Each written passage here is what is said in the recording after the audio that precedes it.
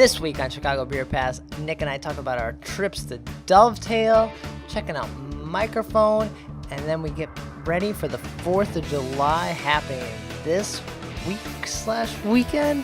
All that and more on this week's episode.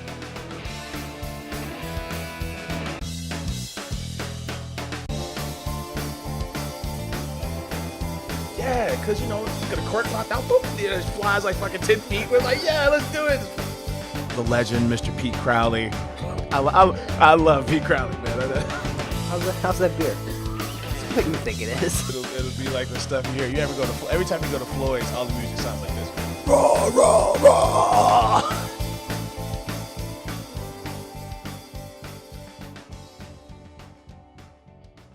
Hey, and welcome to Chicago Beer Pass. I'm Brad Chmielewski. Hey, Brad. I'm Nik White.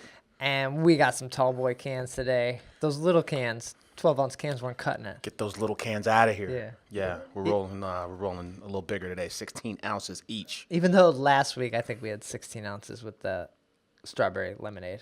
Oh yeah, So. the Howdy Neighbor. Yeah.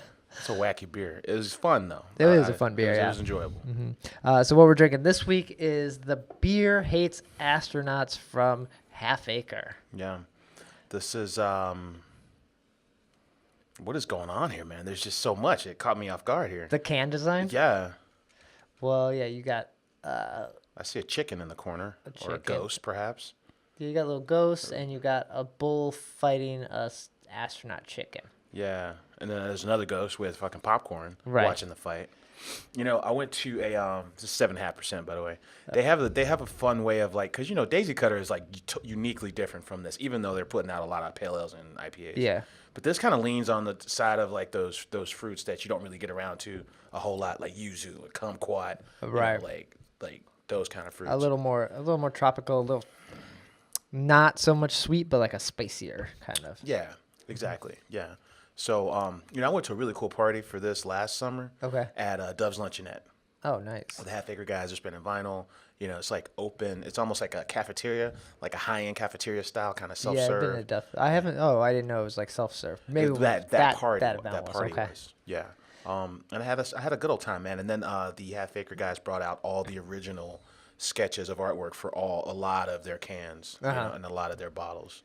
So. Do you think this is a play or a take on like Unicorn versus? Yeah, their Pipeworks is also in Tallboy cans. Yeah. And they have the Versus series, you know. Yeah, that's a good observation, right? Beer hates astronauts. So is it a little maybe nod or a little shade Yeah, maybe? Might be shade. They might be inspired by the success of the Versus series. Who knows? But I don't think they have another Beer Hates something else. I think this is the only one, right? I think you're right. Yeah. And it looks like this is the unofficial beer of the world's least explainable comic book. So God Hates Astronauts, much in the way of like Gumball Head from Three Floyds, Gumball Head the cat. Maybe it's a character in its own universe separate from beer. Okay. And then the beer piece kind of came after it was established or something. It could be that. Maybe. Yeah. But yeah, I dig this beer a lot. But yeah, at 7%, it does pack a little bit of punch. It feels 7%. Yeah, they're not playing any games with you, which is nice. Some days you want to be overwhelmed, Yeah. you know? So I'm not complaining. Boom. So we're going to sip on these tall boy cans as we jump into this week's episode. If you're new to the podcast, what we do here is we talk about the beer we're drinking, then we didn't get into some of the events we made it to over the last week, and then let you know what's coming up that you should be checking out.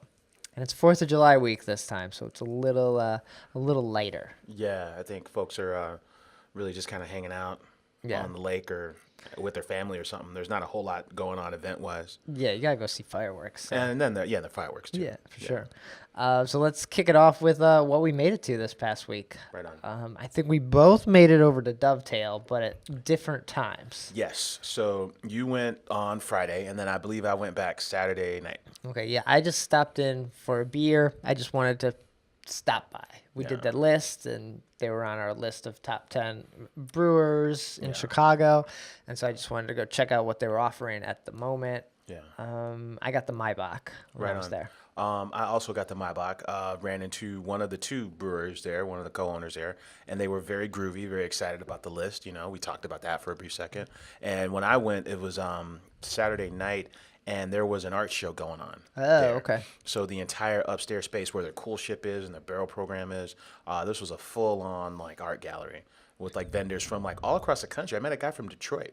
Wow. He had okay. a really cool like Biggie, Notorious B.I.G. Sketch.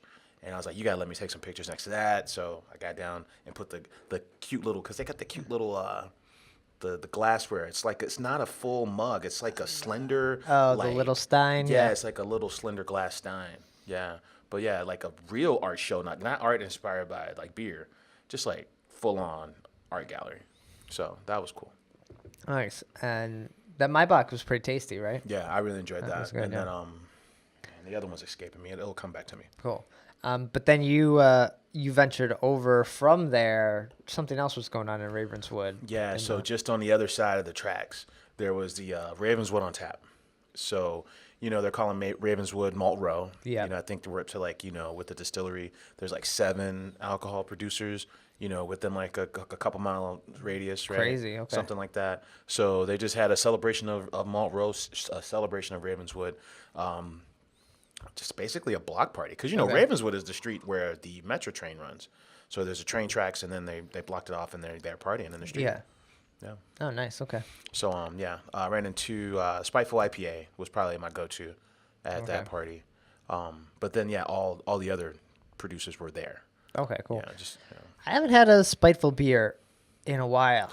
Yeah, and I remember us talking about that on the show, and that's what made me want to get over there. Because they weren't on our list of top brewers. Right. And is it Brad over there, right? Yeah, there's Brad, and then there's Jason. Yeah. Yeah. And I've enjoyed their beer. I know people definitely love their beer and their style and their just like whole culture that they got going on. So I don't know. It's just not, I don't see spiteful beer that often, so I don't get to have it. But yeah, I do Yeah. enjoy it when I do. There's never a time where I'm like, gross, spiteful beer. No, for sure. For sure. And they recently just signed a distribution deal with Wirtz. Oh, cool. So that's the same crew that brings in a lot of the West Coast breweries. So, and actually they're called Breakthrough now. So they, Wirtz merged with a New York distributor called Sunbelt, and now they're called Breakthrough Beverage. Okay. So yeah, this is the team that's bringing you like all the Toppling Goliath stuff. Oh, okay. Yeah, and the stuff from like the West Coast, like your Cascades, your who's the sour producer out of San Francisco. Not Cascade, yeah. yeah, those- Russian River? No, not them. They're not here. Upland, no, that's Fuck, it's close. We're getting close now. Now we no, gotta that get- was on the wrong side of the no, but they're Wild Ale producers. upright. No, No, that's right. in Portland. No, we're getting there. We're getting there. All right, we're giving it too much time. We gave it too Yeah. much time. All right, we don't know. All right. Too many breweries. Yeah, too many breweries. Wild ales from California, right? Yeah, from San Francisco. Almanac. Almanac. Ah, There we go. okay. Yeah. So those guys. Nice. So you might see more Spiteful now that they signed. Yeah, with I them, think they're moving into their new space, which is in Bowmanville, actually next door to Half Acre, the new Half Acre space where we recorded the show. That was a fun episode. Yeah, so I expect, and then lately I've only been seeing the Spiteful IPA. So when that beer in the glass, when I saw Spiteful, that's the only beer they had. okay. And this is the second event. I kind of think when they ramp up, that's going to lead the way. It seems like. because I know I think they cut was it the alley time or Yeah. alley It was ale? alley. Yeah, it was alley time. Yeah. Yeah. And I know a lot of people were upset about that. So Yeah, because I guess that's part of the transition. You saw that with Pipeworks, right? They they were coming out with a new beer every weekend. They still do that. they still do, yeah. But what you see mostly in the store is just like 4 core beers, in tall boys. So. Yeah. Cool. So then on Saturday, I decided to take a trip out of the city. There you go. Maeve and I were kicking around like, let's take a drive somewhere. How far do we want to go? Oh wow, just like And we were thinking of going all the way down to like Brickstone. so what's that like Bourbonnais? Like that's like downstate. Yeah. We talked about that, and then we're like, I don't know if I want to sit in the car that long. Right. So we ended up deciding like let's go to Mikerphone. Oh, nice. It's not that far. It's Back up the other way. Let's go the other way. Yeah, it's just on the other side of O'Hare in Elk Grove Village. It's like without traffic, a little over 30 minutes. It's not terrible. So not too bad. Yeah. And then you're kind of out in an area where you got like Prairie Craft and Half Day Road, and there's a couple others you could kind of hit up if you kind of worked your way back certain ways too. So we decided, like, let's go check this out. Now, this is ground zero for the juicy New England style revolution locally, right? Like they make that style quite a bit. Right. So I feel like Mikerphone is the new Pipeworks kind of hype, right? I can see that, yeah. Like Pipeworks. they are the it craft beer at the moment, right? The darling of the craft beer scene at the moment, for sure. So after seeing some pictures, and I was like, you know what? I gotta check it out. I like their branding a lot. I like I feel like it's clever, and I like the look of it, and so Mikerphone with a K, named after Mike Palin, who's the founder and the brewmaster. Yeah. There. Yeah. So went up there. The brewery is in where you would expect, like back of the warehouse district kind of thing. I kind of thought they'd maybe be a little more, I don't know, central located. Yeah. But we went back there. Place is packed. Really? When did you go? Like on the weekend? Yeah, it was Saturday, maybe around 3 or 4 o'clock, so a little before dinner or so. Yeah. So it was packed. Like on our way out, we were leaving, and they weren't letting people in. Like 2 people were like, "Oh, did 2 people leave? Can we come in now?" And they're like, "Yeah, come on in." Like, what? It's a strange phenomenon. I mean, because Elk Grove Village, other than that, wouldn't be on your radar at all. It's just like it's such a random space, you know. I don't know much about Elk Grove Village, but going there, it looked like this is the best thing it's got going on.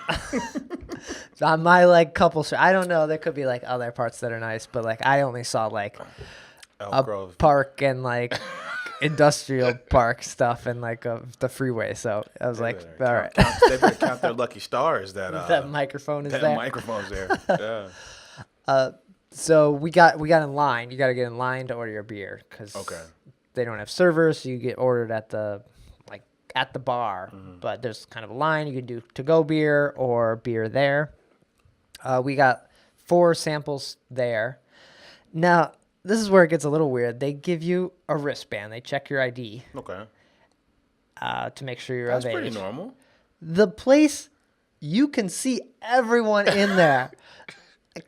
Come on. No one gives you a wristband when you go to a brewery. Yeah, that's true. If I'm just They check your ID. Like, yeah, all ages could be there. Like, there was babies there. They're trying to curb that. So they must have like super strict rules because like the village. Yeah, because come on, that place isn't very big. I can see everyone in here. You would instantly know if anyone's drinking. There's like 4 or 5 people behind the bar. Yeah. Like, come on. Yeah, I see what you're saying. Yeah. And then they like marked our wristband after we paid. Like, what is going on here? They're just doing their job, man. I don't know. It seemed like some weird Elk Grove beer rules that must have been happening because it was just kind of like, okay. Yeah. All right. But anyway, we got 4 beers. They were all like 3 juicy IPA kind of things. Secret Sauce was out on. Secret Sauce, Space Noodle. If I could check my phone and see it. I think their tagline, their slogan is beer inspired by music. So a lot of times it'll be like a play on like a band's Vinyl name. Frontier. Yeah, or one of stuff them. like that. Yeah. And then we also got a watermelon Berliner Weiss. Okay. That was the kind of one Maeve won it. The other ones were just like IPAs. And then as I'm like looking them up again on tap to check into them, I'm like, oh crap, these are all 9%. Everyone is 9%. Man.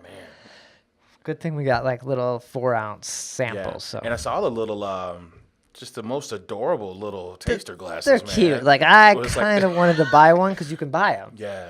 And they're like $5. So I was like, oh, it's like a stemless wine glass. It looks like. So they're pretty cute. I took a few pictures and threw some stuff up on the Instagram. I get way too excited about glassware. So it's super cute. And all the beers were good. The Berliner Weiss was the standout of this. Okay. So here's my thought on this, like, darling of juicy. The juicy beer revolution. These are just hazy IPAs like that I was drinking when I first got into craft beer. When you were looking for, give me the double IPA, give me the triple IPA. Now they're just cloudier. Yeah, that's true. So they're not. They were good, Yeah. but they are big IPAs that remind me of drinking beer, like 10 years ago now. Okay. That's interesting. So I feel maybe it's come full circle a little bit, just Yeah. the craft beer world. As more people get into it, you kind of chase that hops. You do at some point, Yeah. and then you kind of are like, well, I'm looking for a little more balance. Yeah. Yeah, I guess they're speaking loudly to, what folks want, I guess, right? Like, Yeah. Even if, and I'm not talking about like what trendy folks want. I just mean like the nationwide trend of like, hey, IPA and double IPA are the two categories for as far as volume. Mm-hmm. Yeah. So they were good, but come on, you're at a brewery that people have to drive to. There is nobody's walking there. They do have a lot of bike racks, so maybe people bike there, but all your beers are 9%. What are you doing? Like, come on. Yeah. What do you expect? People are going to drive home. Like, you're just like, you're like causing problems. I have a wristband. Look where I was. They're like that band that's like, hey man, we're not here to raise your kids, man. We just want to make good music, man. Like, so it was a good stop. I may see what like a bike trail is to kind of get there to do like a brewery bike ride, because there's a lot of bike parking. And I wouldn't mind hitting it up and having like a few beers versus just a few tasters. Now there's only 2 Krispy Kremes in the whole area. One is way south by like Flossmoor Station, but the other one is near Microphone. Really? So okay. did you get down with some Krispy Kreme? No. Hot and fresh? I didn't. Yeah, I didn't even know. That's the first thing on my mind. When I think Microphone, the first thing I think is Krispy Kreme. We gotta find some eats and bring some donuts and just chill at this place for a bit. Okay. Oh, we should have did that. Yeah. Then we looked up breweries nearby. We're like, oh, we're out here. Okay. Yeah, we're here now. Let's see do something else. What's up. Like, once you're out that far, it's kind of like, 15 minutes into another suburb. That's not that bad. Once you're out of the city, you can kind of. That's very true. And then we went over to Buffalo Grove and checked out Prairie Craft Brewery or Prairie Craft. Prairie Craft. Yeah. Like they spell like craft the way like craft cheese. Yeah. Spells craft. Also in industrial park kind of thing. Just, not exciting. Yeah, I kind of feel like, I could be wrong. I don't really get out to a lot of different places. I'm out, but just not everywhere. But I kind of feel like a lot of breweries locally, in the region and for that case, maybe like the whole country, a lot of breweries might resemble Prairie Craft in the country. There was people there, so it was fairly busy. It wasn't packed. Like, we saw people having pizza because you could bring food in. Yeah. And we got a flight of beers, but they were all just, not beers I want to have again. Yeah. I just like, they weren't bad. They were just like, no thanks. It's interesting because like on the like, I got to get you the founder's story, right? And he's like, one of the founders of Founders. We're talking to him about, what advice would you give breweries that are just starting out? And he was like, and this is him speaking from 20 years in, and he's the sole 30% of the fucking company. But he's still like, if I was doing it now, I just wouldn't do it because there's so much good beer in the space. Yeah. It's like, how do you compete with that? Like, I don't think anyone's judging anyone at all for trying to find their way and doing what they love. No one's trying to discourage that. But speaking to your point, it's like, well, man, how do you compete when, you can get world-class beers, everywhere and for $3-4 in some cases. So, it's a difficult play. And coming from Microphone, like they had maybe, I want to say 8 to 10 beers. Mm-hmm. Prairie Craft had like 15 or so beers. Wow. So I was kind of like a little overwhelmed when you go to a new brewery and you're like, well, what do people get? Like, what are you known for? Yeah. Or versus like, I had a bunch of IPAs. I don't want IPAs now. So give me something else. And maybe that's not what you do right. So I don't know. Yeah. Yeah. That's tough. since they didn't have food then, we hit up Half Day Brewing again. Oh, yeah. Went up there recently. Maybe, Lincolnshire, right next door. Yeah. Yeah. So grabbed some like chicken fingers and had a beer there. Just one of their, I think their session IPA. So.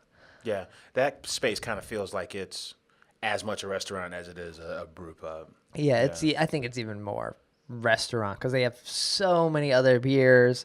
I even was sitting next to some guy and he ordered a Beta Brow can. Like you're at a brewery, I'm surprised you're like getting a beer not on draft, but then a can, like just a Beta Brow. Like, oh, that's cool. All right, Right on, do your thing.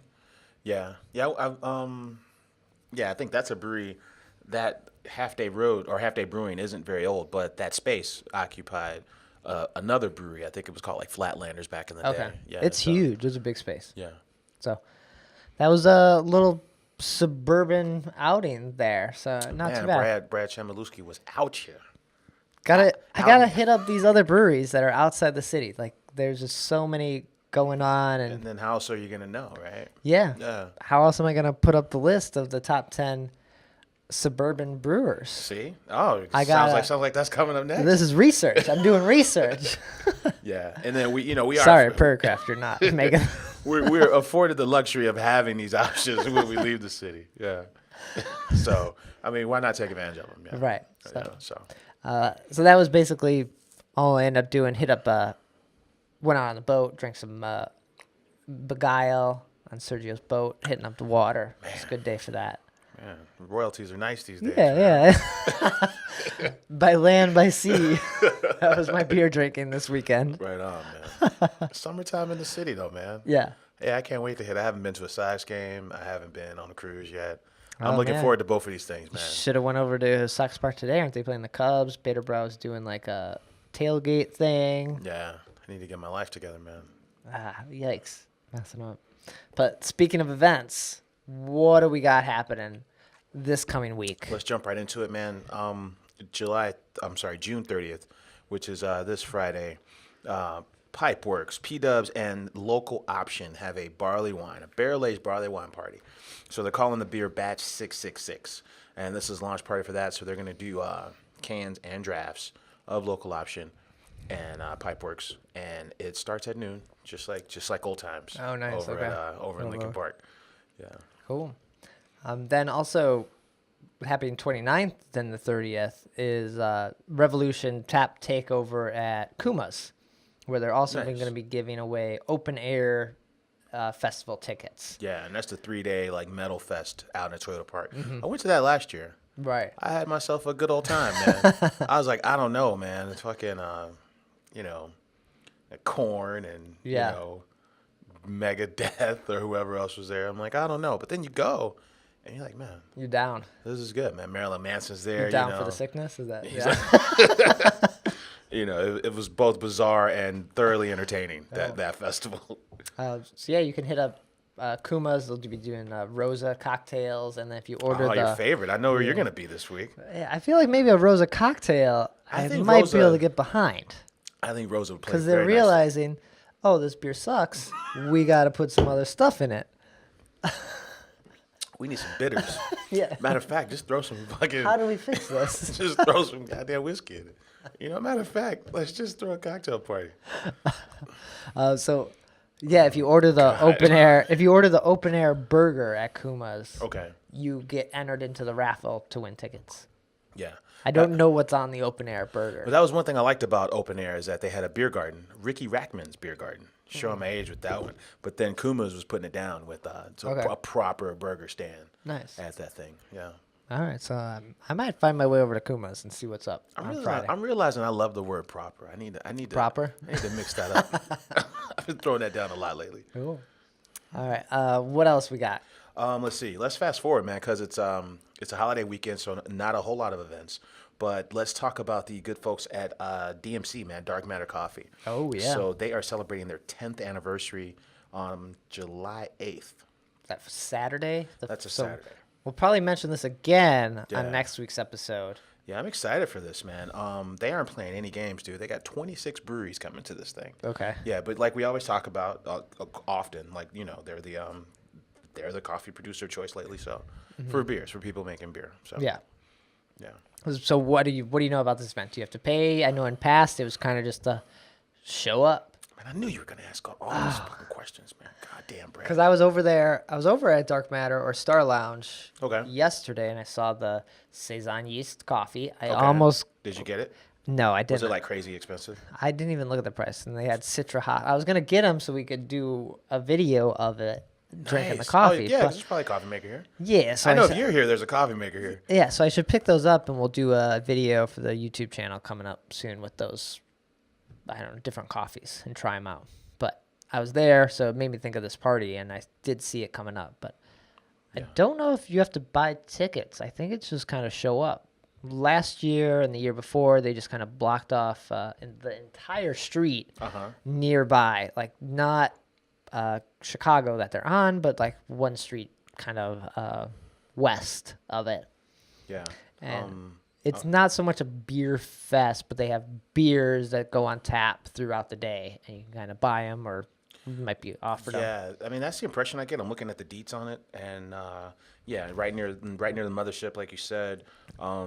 Maybe honestly, they have almost just as many music acts as they do breweries, and then food from from 10 local places.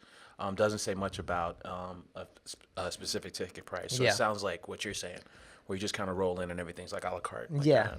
I think it's a pretty casual event. Right on.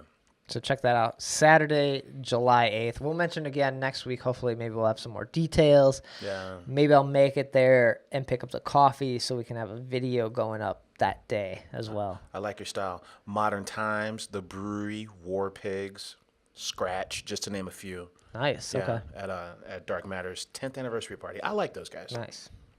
We talked about on our travels out of the city driving down the Scratch, but then we're like, that shit is far. That's like going. You need a weekend. You need a long weekend. That's like, not. You gotta stay. That's almost not a day trip. Yeah. Yeah. Because it's what, 6 hours there, and where you're gonna have like a beer and then drive back 6 hours. It's like towards the bottom of Illinois, and I was watching Channel 11 one day, and they said if you took Illinois and put it on the East Coast, it would run from New York all the way down to North Carolina. Wow. Like okay. it's a massive, it's deceptively long. Yeah. Illinois. Yeah. Mm-hmm. Cool. So those are the events this week. Not too many, but there's always like 4th of July fireworks and July 3rd fireworks. They do them too. So always stuff going on. So yeah, my favorite part is if you if you have friends with boats like Brad, or if you have friends that live in like really high buildings. I can recall being in Rogers Park one year, and then like you can see, I was like maybe 8 floors up, you can see the fireworks from like Skokie's doing their fireworks, and Evanston's doing their fireworks, and that's a fun thing to do, man. Get on the edges of the city and see all those little town fireworks too. That's cool. Yeah, for sure. Before we get out of here, we always end the show with some beer news. What do we got happening in the world of craft beer this week, or not even craft beer? Yeah, for sure. Shout out to Mikerphone. Brad's trip up there this week. They gave a $10,000 check to the VFW. Nice. Yeah, this was their portion of Pale Pauper proceeds that they were donating.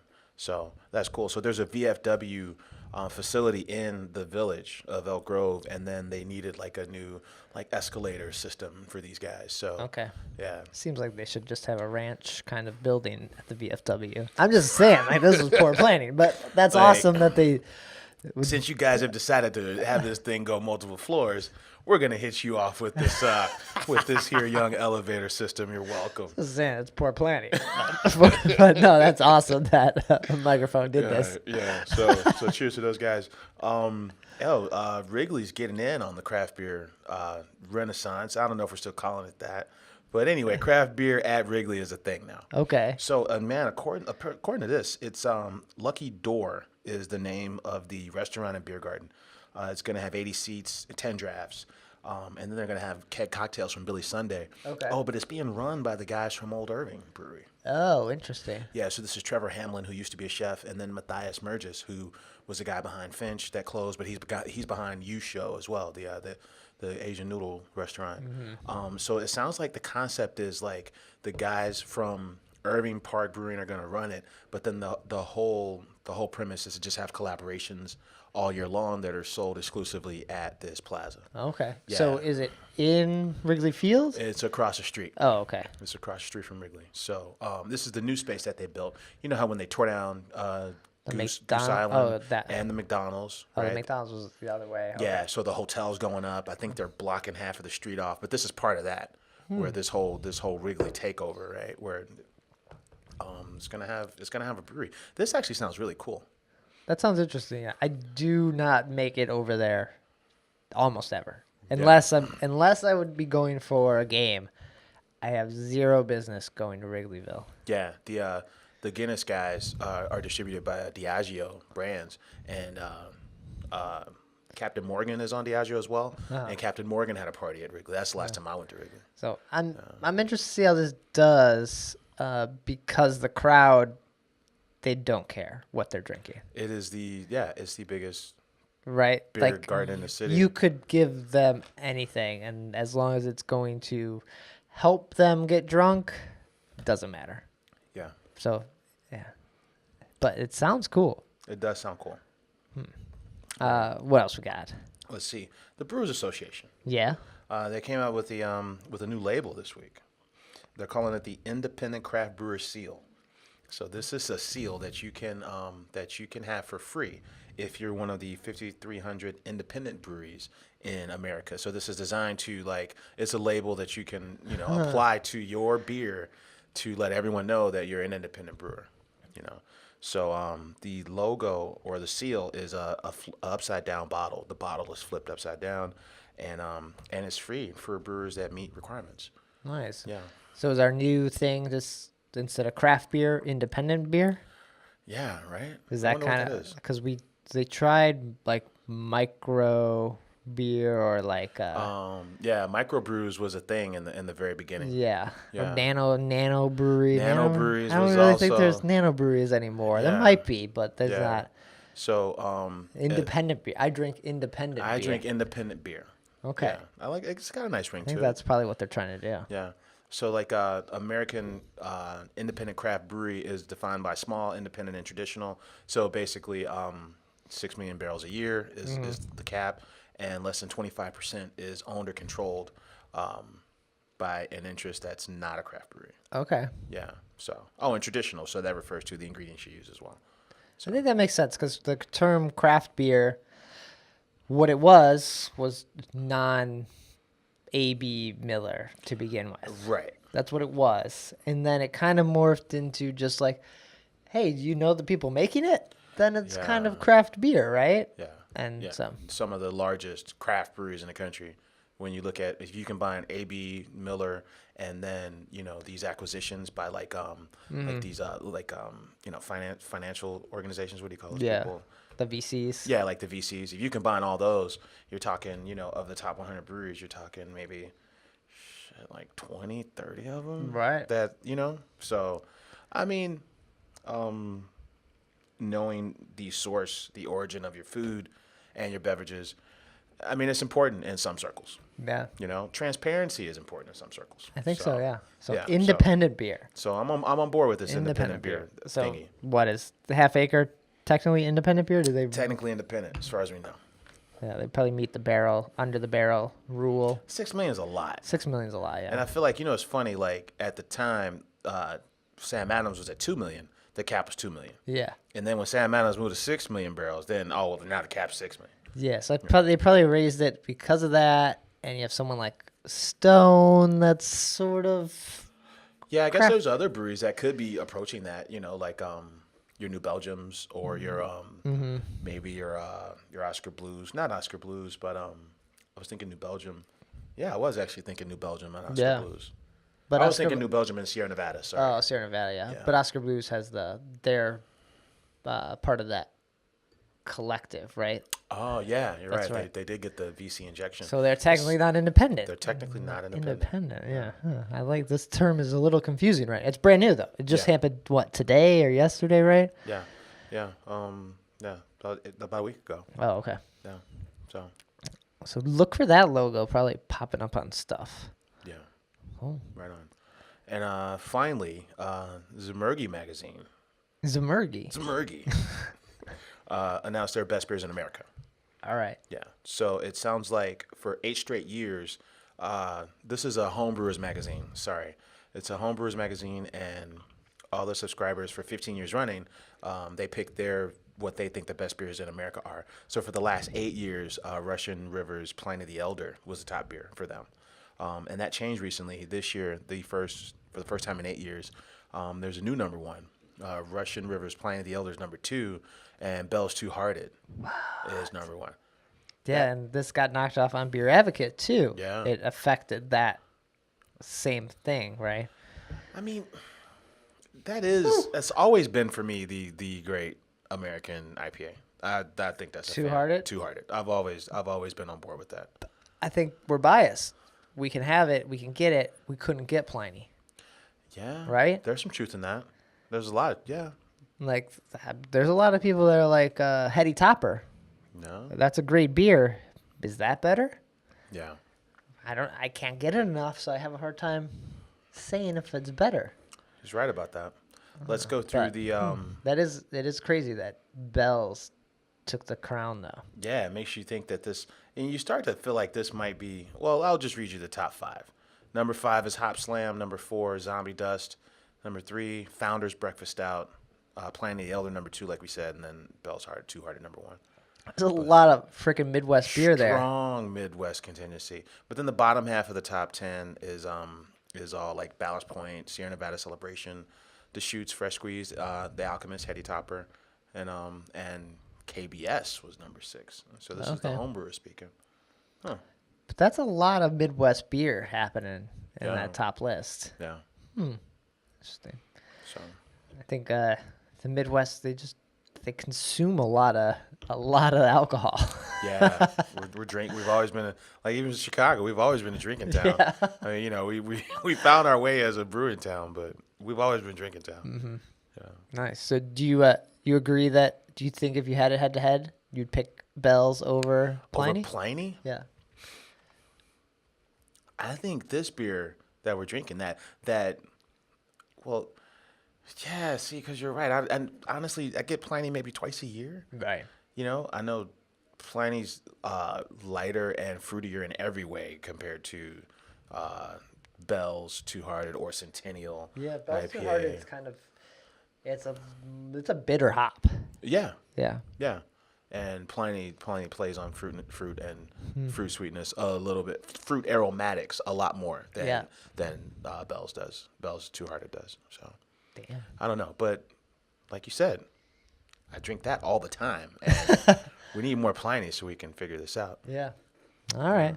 Well, we'll leave it with that, and we'll finish up our Beer Hates Astronaut here as we get out of here. But Nick, where can people find you? Get in touch. We're not recording. Right on, man. I'm on Twitter at Nicosio. And I'm on Twitter at BRAD. Chicago Beer Pass is on Twitter at Chicago Beer Pass. We won't be back next week with the episode normal day, maybe a day later. Oh, yeah. 4th of July on Tuesday when we normally record. So we'll probably record Wednesday. And yeah, recap our 4th. Right on. So look for that. All the episodes get posted on chicagobeerpass.com.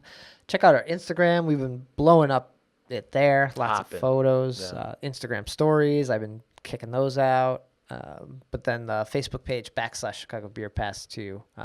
We post events, share other photos there as well. If we're at events, we take a bunch of photos. Like we'll just dump them onto Facebook. Yeah. That's the best way to do that. Yeah. That's our Facebook strategy. Just dump it on Facebook. There you go. Just do it, yeah. There you go. Tag this album. Let's get out of here. Yeah. All right. That'll do it for this week's episode. Cheers.